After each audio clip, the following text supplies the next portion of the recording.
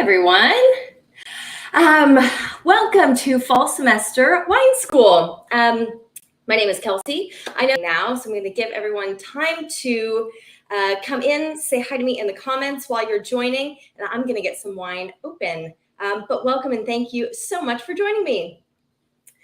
All right, so you can comment if you're on Facebook or YouTube, and I will be able to see your comments. So tell me where you're calling from.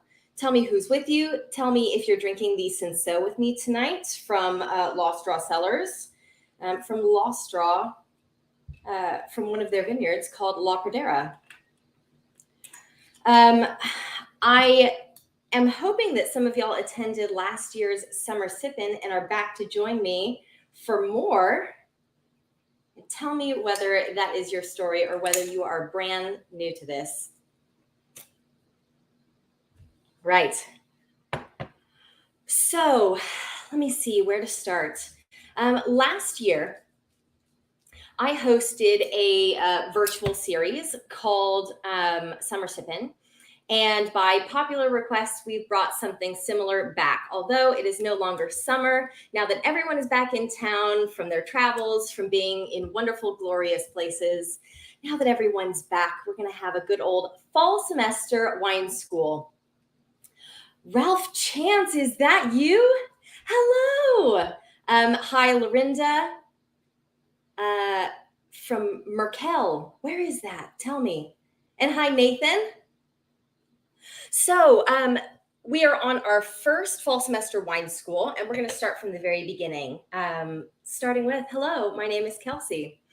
I am the Director of Education at William Chris Wine Company, which is a collection of brands, including Lost Draw Cellars, William Chris Vineyards, Grower Project, Skeleton Key, and Yes We Can Wines. And what we're going to be doing during this series is tasting a little bit of all of those. So you should have gotten, if you would like to drink along, a 4-pack of wines that we bundled together and discounted for you so that we can be tasting the same things as we go over some of the things that y'all come on site and ask about. And the reason this series was born is because as I'm giving educational experiences on site, as my coworkers are giving tastings on site, we get a lot of questions and we want the opportunity to answer all of them for you. Now, we've all noticed that those who come in to taste at Lost Draw Cellars and William Chris Vineyards, as y'all come in, we notice that y'all have a high level of education already, and sometimes we can't answer all of your questions in the moment. So I am here to open the door to bigger, deeper wine ideas. Hi, Lori, Lorinda, Sherry, nice to see you again. Kara, Sue, Donna, awesome. So thank you for using the comments, guys. This is where y'all are going to be able to ask me your questions this evening. We have about 30 minutes together, so I likely won't be able to get to all of them because what I noticed last year is that everyone's very active in the comments and y'all have wonderful questions. But I promise you that at the end of every episode, I always go into the comments and see what I've missed and what I haven't answered for you guys, and I'll answer it the next round. And the great thing is that these will remain recorded. So if you have to miss a week, you can always go back onto our Facebook and YouTube pages to check out what you missed, grab whatever bottle of wine, and I'll answer all of the questions for you. And you can watch recorded. Hi, John from Houston. So I am in Spring Branch, which is about 45 minutes from Johnson City, High Texas, and about an hour from Fredericksburg. So I hope we're all in different places across Texas and maybe even beyond. If you are not in Texas, by the way, I want to hear where you're calling from. And thank you for getting Texas wine delivered to you in one of the 38 states that we ship to. All right, so before we go into today's topics, next week, I want to let you know that we'll be drinking the William Chris Vineyards Mourvedre from the Texas High Plains. I'm sorry, my light is so bright, I know you can't see this. And then the week after, we will be drinking a Lost Draw Cellars Syrah, and then the week after, we'll be drinking the Tempranillo from High Cross Vineyards. And I put this pack together specifically for you guys, but also for me. This is some stuff that has not been released. It's also some of my favorite wines. So I'm really excited to taste through these for you. And if you like them, you can go on our shop and get some more. So today, we are going to start from the very beginning. Every single week, we're going to talk about a topic with wine, of course, and sip along while we talk about this topic. Today, we are going to go into chemistry, which is where wine all starts. You don't need to have a notepad for this. You don't need to have a pen or pencil. I want y'all to just listen, ask your questions, and gain what you can from this. But the ultimate goal of these is that wine is going to start to click over the episodes. One week we'll talk about decanting and the purpose of that, and what the techniques are that you should be using to get the most out of the glass. We'll go over food pairing in a couple different episodes. We'll go over blind tasting. We'll go over the color in wine. But hopefully you'll get all of the tips and tricks you need to get more out of the glass than you were able to before. Sound good? Awesome. All right, so first let's taste this wine together. I hope that before y'all smelled it, you looked at the wine and noticed all the chunky monkeys in there. Look at all that sediment that's in there. That's a beautiful thing. That is flavor right there. Don't be scared of sediment. This wine really perfumes out of the glass, doesn't it? So what I'm smelling is a lot of fruitiness, huh? Cherry, raspberries, spices, baking spices. Cinsaut is the grape in this. This is from a single vineyard in the Texas High Plains. Cinsaut is a grape that grows really well in Texas because Cinsaut likes a lot of warmth and a lot of heat. But it also grows in the south of France. It grows in Spain a little bit, and it grows in places like Lebanon and Morocco, where it goes really well with spiced cuisines, highly spiced cuisines. The other thing that I know about this wine is it can rack up quite a bit of alcohol. But this is medium, 13.4%. So we have a light, bright, fresh, and fruity wine. I wish I had an ice bucket with me right now because I think this would be really, really lovely, chilled, almost like a rosé. And if you look at that color, look at how light that is. That is very Cinsaut to have such a light color. And that's a sign to me that I don't need to treat this like a red wine. If I don't want to, I can treat it like a rosé or a white wine and chill it down a little bit. Kara's saying she thought something was wrong with the bottle because it had sediment in it. And I love that you said that so that I can say, no, that's a wonderful, lovely thing. So the first secret to wine is know what the producers are doing. Lost Draw Cellars and William Chris Vineyards both have a minimal intervention, light touch approach to winemaking, which means that we don't heavily fine or filter our wines for the most part. If we've left a little bit of sediment in the wine, it is for a reason. It's helping your wine last longer. It's helping retain the color a little bit better. It's giving you more flavor instead of stripping out what I call the soul of the wine. So these chunky monkeys are the soul of the wine, there for you to enjoy. So yeah, we appreciate them. But it is very much a Lost Draw Cellars thing to have that in the wine. All right, so please remember to ask questions during this. I want this to be a discussion. It's not a lecture, definitely. Before we hop into chemistry, I am a sommelier. I am a WSET diploma candidate. I'm a WSET instructor as well. And so teaching is my life's work. It is what I love to do. And the reason I've chosen to start with chemistry is because nothing can be unlocked about a wine until we understand what wine is. And I think we all come to wine and we all try to stick our noses in the glass for the first time, and we hear other people saying strawberry, raspberry, cherry, spices, whatever it may be, without understanding how all of that is even possible. Did we mix strawberry jam with this wine? No, we didn't. This is all grapes, only grapes. So how is it possible that strawberry can be in this wine? That is what we are talking about today. And hopefully that will help unlock some things in your mind so that when you come to the glass, you'll have a better appreciation and understanding of it.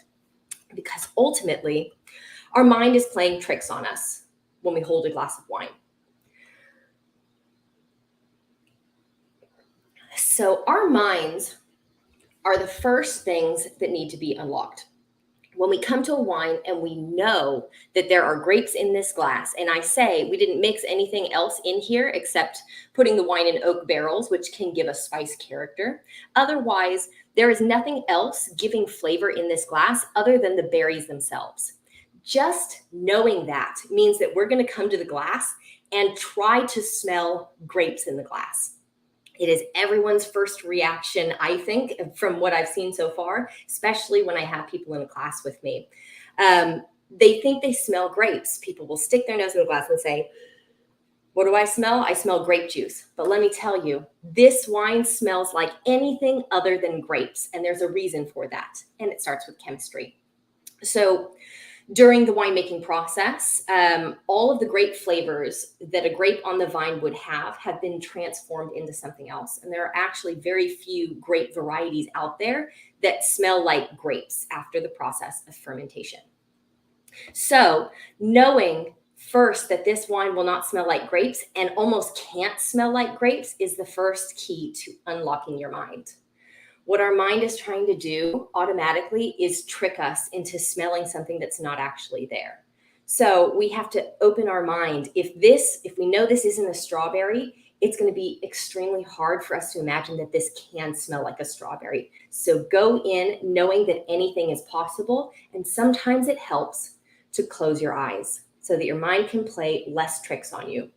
And this is where your imagination comes in handy. And I will always tell people to look at the wine, look at the color, and think about anything other than grapes and start to tell yourself, what could this smell and taste like? It's light in color. And I see that it's a little bit dusty. So I'm going to imagine leaves. I'm going to imagine sticks. I'm going to imagine cinnamon. I'm going to imagine strawberry and raspberry because it's possible that they could be in there. And just telling myself that these are all possibilities, I am doing something to my brain to make it possible for me to then smell those things. And then you go in, close your eyes, and pretend that you are not smelling grape juice. And then it becomes a little bit easier to capture that cinnamon and that raspberry and that strawberry that this wine does smell like. All right. No questions so far? So I'm assuming that everyone already knows this stuff, so we can dig in just a little bit deeper. Okay, so where are these flavors coming from? If they're not coming from something that we've added to the glass, where could they possibly be coming from? And the answer is, of course, they're in the grape already. But why? So Cinsaut, for instance, is a grape variety. We've all had many different grape varieties, I assume. Cabernet Sauvignon is a grape variety. Pinot Noir is a grape variety. Grenache, Mourvedre, Sauvignon Blanc, Chardonnay, all grape varieties. And these grape varieties all have different characteristics inherently. So as we get cuttings from these grapes and plant them somewhere other than where they were first born, they will carry the same characteristics. And we domesticate them so that they do carry these characteristics alongside them. So Cinsaut, born in France, in Morocco, and Lebanon and Texas, it will have similar characteristics of red fruit, spices, and flowers like rose. That is a characteristic of the Cinsaut grape. From there are additional characters that can be gathered into the grape. And this happens during the ripening process. So during ripening, sugar is building up in the grapes. But what is built up with those sugars is a collection of nutrients. In order for the grape to ripen at all, it needs a small amount of water and a small amount of nutrients. And the nutrients, it pulls up from the soil, from the root system. The cool thing about the nutrients is that the nutrients that the grape is feeding off of are the same nutrients that all of the other plants in the area are pulling up as well. So these nutrients that the grape is pulling up is being pulled up by the oak trees nearby or the cedar trees nearby or the wildflowers nearby. It's the same nutrients that the grass is eating. It's the same nutrients that the garden next door is sharing.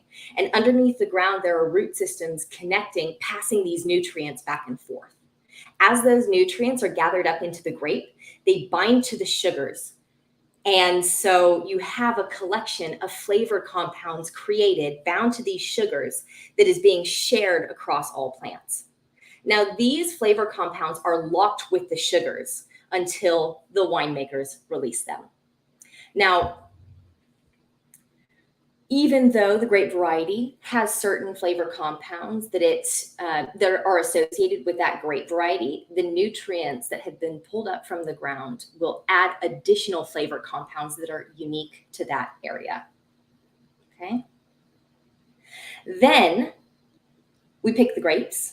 If you taste a berry at that time, you will taste grape because the flavor compounds are locked with the sugars. You'll taste grape, you'll taste sugar, and the grape will be very bitter, but you won't taste anything else until we have fermented the wine.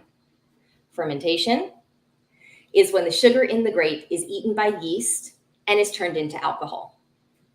Once this alcohol is created, the flavor compounds are released, and then we can taste all of these other things, anything but grape. Does that make sense? So this is the process that is the key to unlocking all of these flavors in the glass, so that we're not just drinking grape juice. We're drinking alcoholic flavor and tons of it. So this concept of terroir, a grape tasting different from place to place because of where it grows. It has to do with all of the conditions that the grapes are growing in, but a lot of it has to do with what plants and what in the area the nutrients are sharing with. Does that make sense? All right, allow me to take a sip. Throw in any questions you have about that concept, and then we'll talk about how these compounds change once the wine has been fermented and is in bottle.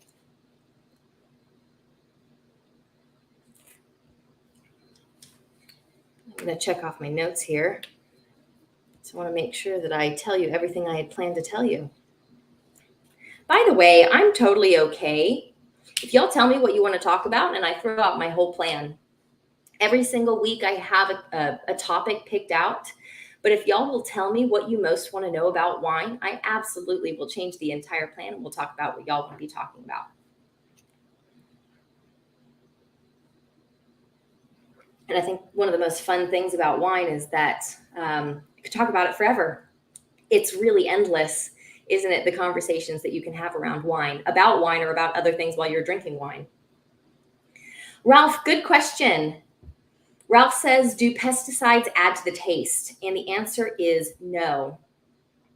Pesticides are sprayed on top of grapevines to keep pests away, of course. Fungicides are used to keep fungus away. And then there's something else that's used in addition. But they are sprayed on top of the grapes in very minimal amounts.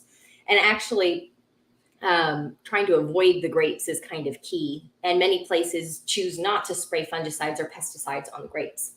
But once the grapes come into the winemaking process, that's all removed from the grapes and is not a part of the winemaking process.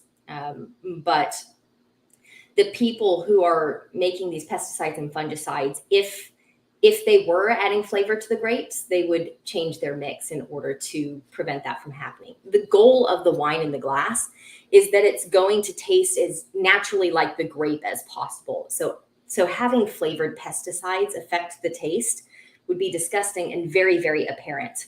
And unless you feel like you're tasting something chemical on the wines, you can be assured that you're not tasting anything chemical. Because all of these nutrients that the grape has pulled up and bound to the sugars are very, very delicate. That process of turning sugar into alcohol and releasing those flavor compounds, it's a rigorous process in order to capture really, really delicate aromas and flavors. And that's why the glass that you have is important. The glass is closed at the top and open down here so that the flavor compounds that are really, really delicate stay here so that you can benefit from them. All of that delicacy and subtlety is something that the winemakers have tried really, really hard not to cover up or diminish. And something like a pesticide, if it affected that, it would smash it really, really quickly. So that's a long answer to no, they're not affecting the flavor in any way. John, great question. How does the trellising, water, etc. affect the flavors? And there are so many ways to answer that question. So I'll give one answer that I hope covers at least the base of it. And then week by week, we can dig deeper into that.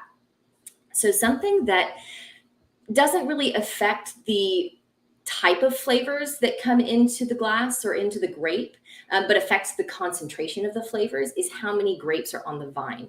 So the less grapes on the vine, the more concentrated your flavor compounds will become, because the grapes have less competition. Less grapes on the vine, they're not competing for as many nutrients. More grapes on the vine, this means you get a bit of a diluted flavor effect. So if you can put your nose in this glass and really readily pick out strawberry jam, you know that there was a low enough amount of grapes on the vine in order to get a concentrated strawberry flavor. If there were more grapes on the vine at La Pradera Vineyard when we harvested these, you might get a hint of strawberry jam, but it would mix in with other flavors, or it would become kind of nutty. So we know that there was a lower yield of the grapes that year, less grapevines on the vine. Now, trellising and water and soil type and the type of drainage and the wind and the sun, all of that affects how much yield the grapes have. So if you have very little water one year, you're going to produce less grapes and get more concentrated flavors in the grapes. Same with trellising. If you trellis the leaves upwards so that the grapes have shield from the sun, you'll have a different amount of grapes produced and more shade, and that affects many different things in the concentration of the grapes. I hope that answered your question, at least loosely. It's a big idea, but the answer really is that every single thing we do in the vineyard affects the grapes. How many grapes are produced, how they express themselves, the thickness of the skins, the size of the berries. It is everything that you can possibly imagine, which is why we have 12 of these episodes coming up, because there's so much to talk about. Olivia, good question. So because the grapes and strawberries are planted together, these taste like strawberries? No. Cinsaut automatically comes with a red fruit character, whether it be raspberry or strawberry, that is inherent in the grape variety. But because, let's say, there are oak trees planted around that area where this vineyard is, those oak trees are passing nutrients, and so you get a spice, a woodiness in this wine alongside the Cinsaut strawberry character. This is why you might also get a slight herbaceous or rose character off of this wine. That is possibly because there is something like that planted nearby. And if you get something like a Cabernet Sauvignon from Australia, there are certain regions in Australia that have a lot of eucalyptus planted nearby, and you can smell the eucalyptus in that wine, but that is specific to that region in Australia. And then along with that, the Cabernet Sauvignon tastes like blackcurrant. It tastes like green bell pepper. And so you get some inherent grape variety properties along with some other compounds that were shared by plants nearby. Does that make sense? Donna, La Pradera Vineyard is in the Texas High Plains in Terry County. It is managed and partially owned by the Andy Timmons family. So if you've had Lost Draw Vineyards fruit or Timmons Estate fruit, you are getting wine that was grown by Andy and Lauren Timmons. Sue asked, what about the fires in California? How will that affect the wine's flavor?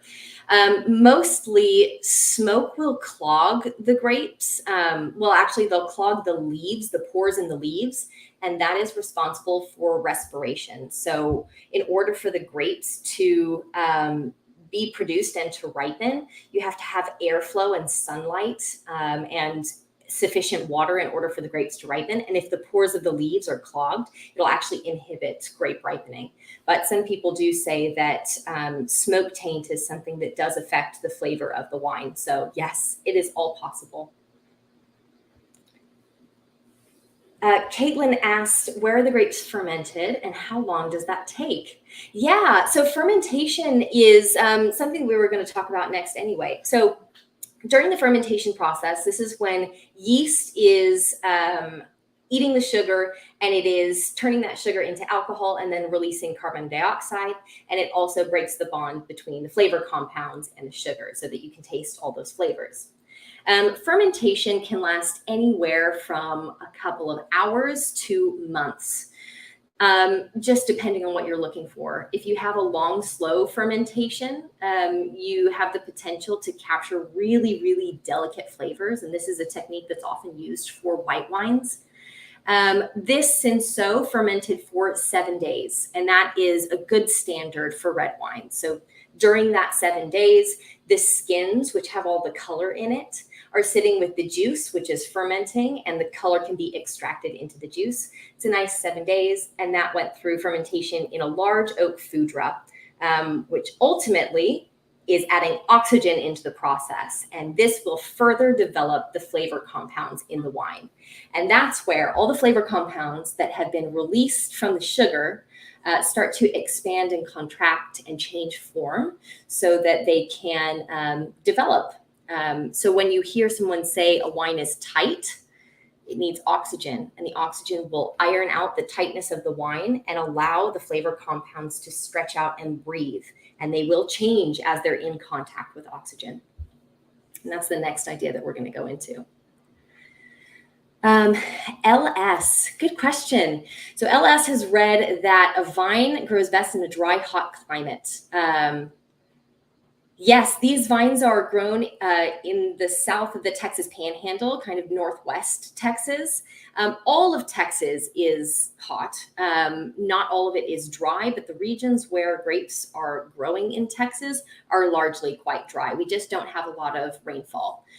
The benefit of having hot, dry conditions is that you get excellent ripeness. And as sugar increases in the grapes, it's pulling more flavor compounds and nutrients from the ground. So you get more flavor compounds with riper grapes.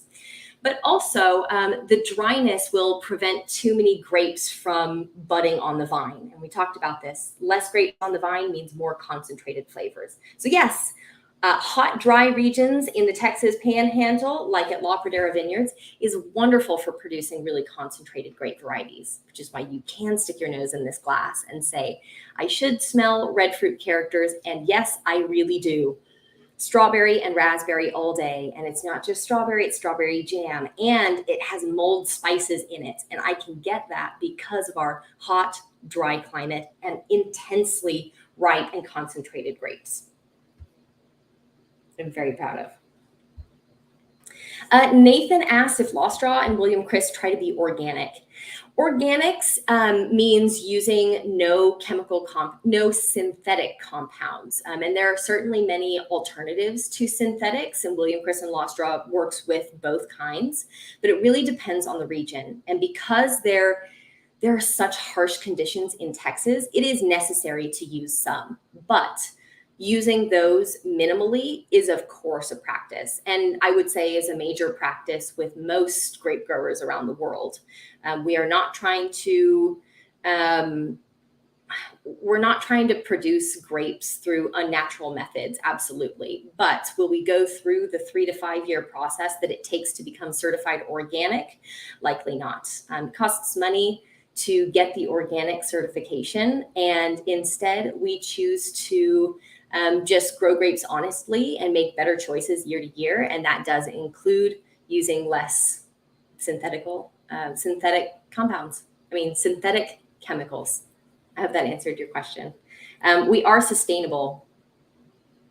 And Nathan, I think when you say dropping fruit, you mean green harvesting, when we go through the vineyard and drop some of the fruit in order to concentrate the remaining grapes. And yes, that is a practice that we do use. And John, I think that answered your question. Is the yield actively managed? Yes, we actively manage everything. All of our winemaking with Lost Draw and William Chris happens in the vineyard.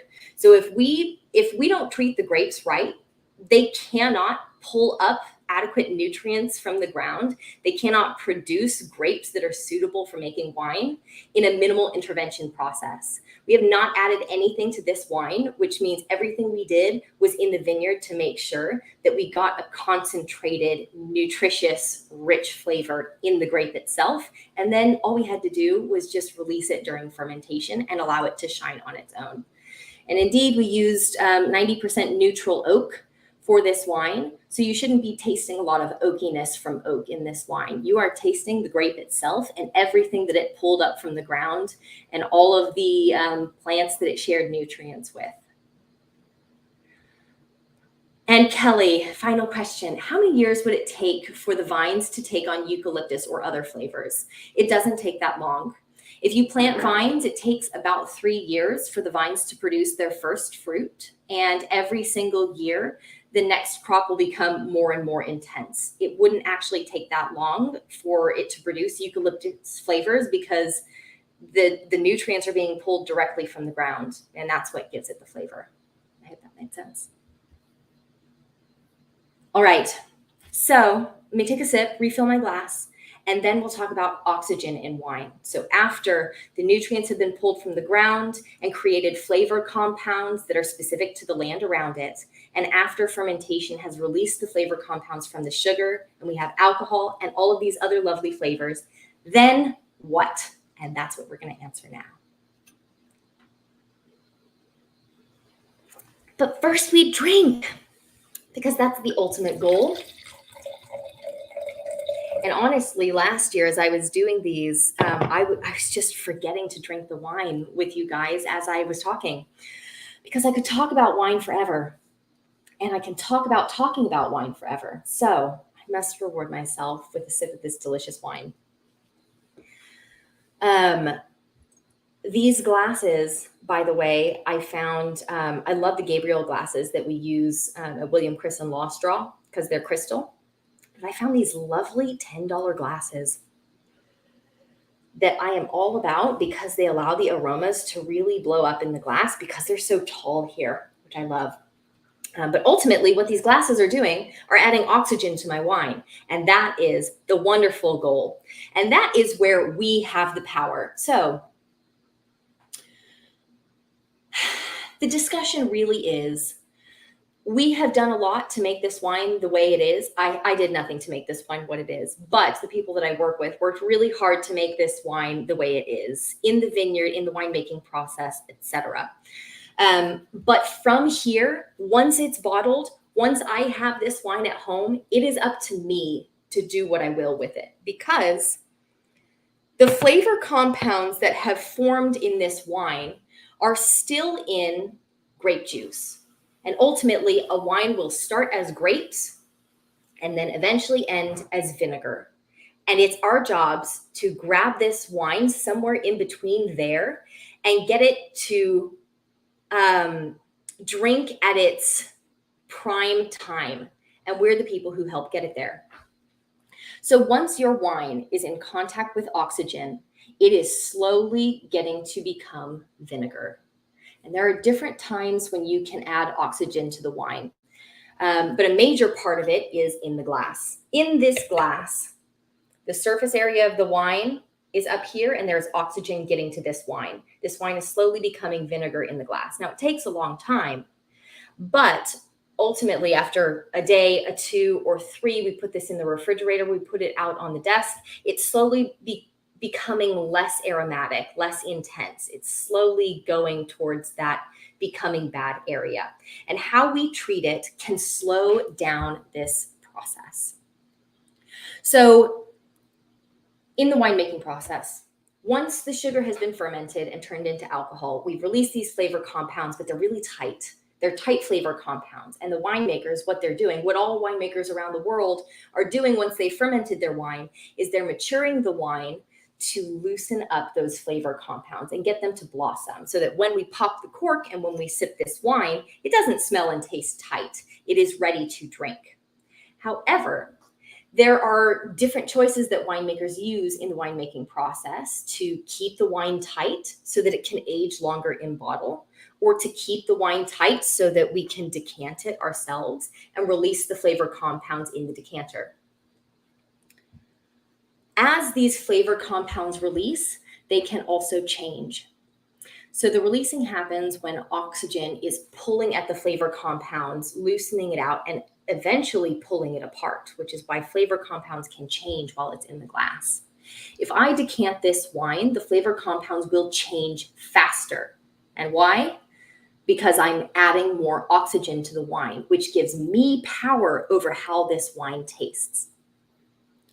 So the consideration when opening the wine is how much oxygen needs to be in contact with this wine. And there are a couple of clues that you can use to tell you how much oxygen the wine needs.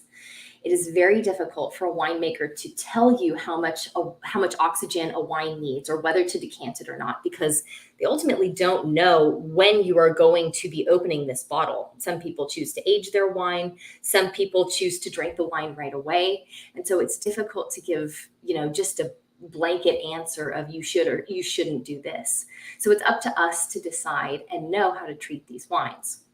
So if we know that wine is a living thing, and we know that the flavor compounds are going to change as the wine is open and as oxygen is circulating in here, we can make educated choices to slow that down. And one great way to do that is with temperature, because oxygen, it's oxygen transfer, the rate of oxygen transfer slows down as your wine is cooler. So putting this wine in the fridge will help the oxygen slow its process in breaking down the wine. So always, once you've opened your wine, if you're not going to drink the entire thing, if you're not that thirsty that night, or you're not sharing the wine, put it in the fridge so that it will slow down the rate of oxygen transfer. The other way to slow down this transfer is by putting something like argon or nitrogen on top of the wine. And there are different tools that you can use to do that. There are aerosol cans full of argon gas that you can spray on top of here, and it blankets the wine so that it's no longer in contact with oxygen. It doesn't change the flavor or anything. It just prevents the wine from reacting as quickly with the oxygen. And that will allow us to have this same glass tasting this same way for longer. And that'll help your wine last for a week or two instead of 3 days, which is really, really lovely. And something that I do with almost every single wine that I drink. I hate pouring wine down the drain. If you smell and taste this wine one more time, there's something else that the wine is telling you. Smelling this, I smell a little funkiness. Is anyone else getting a little just funk on this wine? Maybe it's mushroom, maybe it smells like an earthiness. It smells just a little bit funky. This is a sign that your wine needs a little contact with oxygen before you enjoy it. And the way you can do that is through decanting. So just pouring from one vessel into another and stirring it around. I'm helping the wine loosen up and get to where it was, or get to where it wants to be. And the oxygen will help pull apart the funky compounds and release them. If you have a decanter, try that. Try decanting just an ounce of your wine every single time you open a glass, and you'll learn more about the wine once you've done that little bit of oxygenation. And now I smell, and it's perfuming even higher than it was. I can smell no more of that baking spice. It's now all fruit and flowers. I can smell like a fresh grassiness. The wine is going through a journey. And this is because those flavor compounds that were gathered up in that grape are continuing to change for me, because ultimately the wine is living.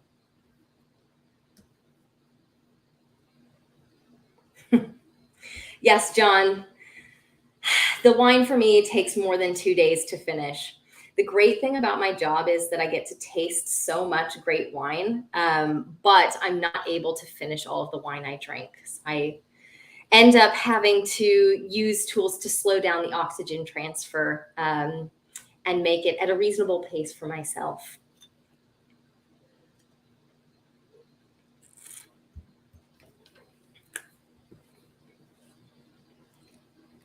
Awesome. So what we've talked about today is the chemistry of wine. This is the building block for everything else that we're going to talk about. We're going to dig deeper into decanting and talk about proper ways to decant. There are many different ways to decant a wine, and we'll talk about how all of that change based on the wine. It changes based on what you want to be doing at home with the wine. It changes based on the food that you are going to pair with the wine. Those are all ideas that we're going to tackle. But please, next time, come in with what you want to be talking about during these, and I will, of course, adjust everything to you guys. So we talked about fermentation and how the flavor compounds can release from the sugar only through the fermentation process. Before that, your grapes just taste like grapes, and fermentation unlocks the key. And then we talked about oxygen transfer, which is the process of oxygen continuing to change the flavor compounds in the wine. Before we have the wine, the winemakers are doing some oxygen transfer in the winemaking process. And this is the process of aging wine in barrels or stainless steel tanks before bottling.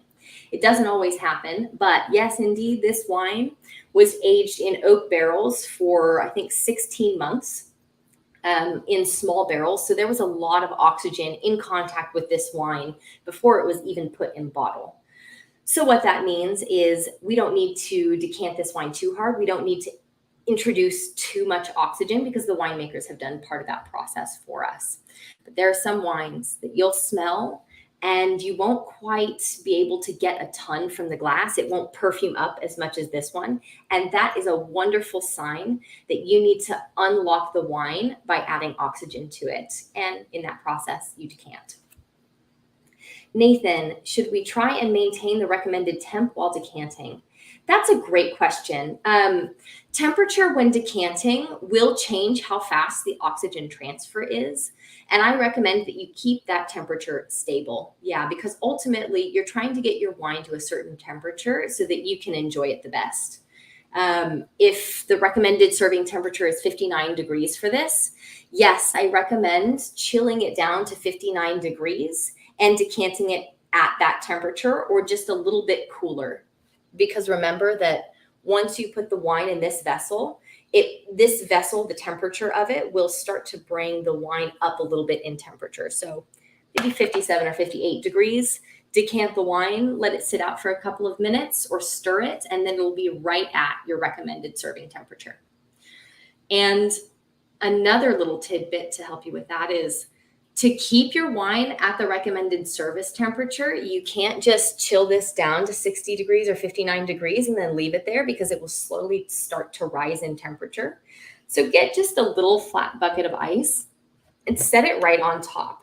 And after 10, 20 minutes, you pour yourself a second glass, take it out of the ice, and it'll help maintain the temperature. But if you pass it back and forth between the ice, that'll really help. And the same goes with the decanter. Put your decanter on ice to help maintain that temperature. And again, you're not trying to submerge it in ice. We're not trying to chill this down to white wine temperature. The way to maintain the recommended service temperature over maybe an hour of drinking a bottle, if it takes that long even, is to have ice at your disposal, just in case. Eduardo, how does alcohol content change the smell? Sometimes it can overpower it. Yes, that's very astute of you, and you're completely right. Alcohol will smell sweet. Ultimately, alcohol is a sugar. You convert the sugar to alcohol. It's still a sugar. It's just in a different chemical format.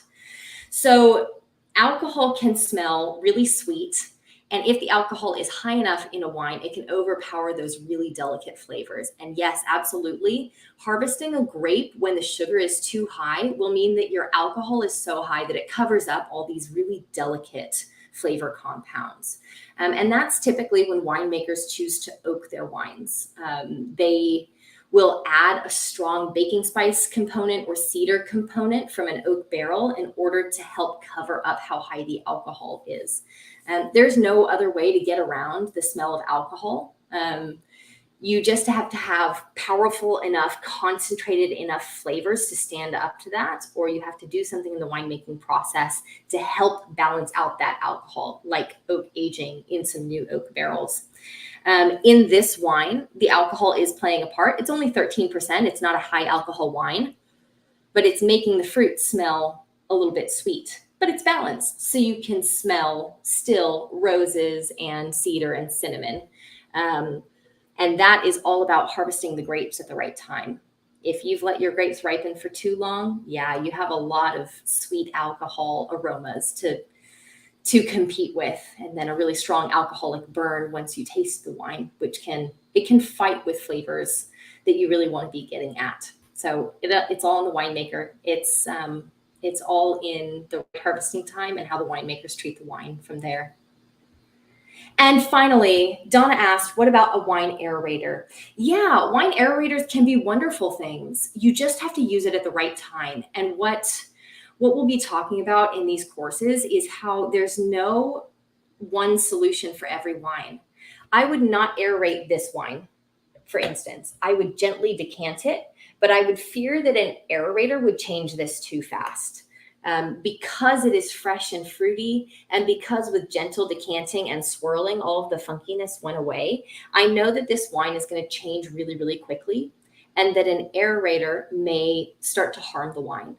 Because ultimately, we don't want to push our wine towards becoming vinegar. We want to help it stay within that safe zone where we get all the benefit of the flavors, but we don't convince them to rush out of the glass before they're ready to. And I had a great image in my head when I was thinking about answering this question, because I knew somebody would ask it. If I dump this wine in a bowl and I blow bubbles into it, will it aerate faster? Yes, it will absolutely aerate faster, but I will start to lose things from it pretty quickly. So yes, add oxygen to the wines, but be discreet about it. Do it in a slow process. So for instance, take your aerator, aerate a couple of ounces of the wine and smell it and see if it's doing a good thing to the wine. Sometimes we decant the entire wine and then taste it and realize that we've killed the wine. We've pushed it past the point where it wanted to be pushed. And so always assess your wine first. Pour 2 ounces of the wine, smell it and taste it, and make an educated decision, knowing that oxygen will change your wine, knowing that you want to release flavors that might be tight, knowing that temperature does matter in how fast the wine changes, and then make a decision from there. And luckily, we have 24.5 beautiful ounces in here, so we can test out the wine and play around with it to see what works best. And my guess, Donna, is what you'll find is that the aerator is great for some wines and not good for other wines. And as you play around with it, it'll become clear what works best and what doesn't. But always smell for funkiness. If there's funkiness on the wine, pull out the aerator. You're likely in for a really cool magic trick. Aerate the wine and it'll all blow off because it needs it. All right, this will be the last question, and then we'll hop off for tonight. And then next week, y'all will bring the Mourvedre from the Texas High Plains. And I'm going to do a little experiment with this wine. So if you can, bring 3 glasses for next week and a decanter if you have one. And we can do an exercise together. Last question, Kara asked, what is the difference between decanting and aerating? And the difference is how we talk about it. That's it. Decanting and aerating both add oxygen to the wine, but decanting is the term we use when we use a glass vessel, and an aerator is the term we use when we put something on top of the bottle and pour it from there. Both are accomplishing relatively the same thing. It is all for the purpose of adding oxygen. All right, I hope that answered your questions, and I hope that you'll start to add more in the comments so that I can answer them for next week. But otherwise, we are done this week with our first episode of Fall Semester Wine School. Come in next time with 3 glasses if you have them and a decanter if you have one. And we will do a little bit of exercise playing around with oxygen interaction in wine and finding out what it actually does for us. So thanks so much for joining, guys. If you haven't already purchased your pack, you can still go online and get it and drink along with us. Otherwise, bring in whatever you want to be drinking. Whatever it is, as long as there's something, we can drink along together. And I just love doing that with y'all. Alrighty, guys. Glad to be back with y'all, and I will see y'all next week. Have a good weekend. Bye.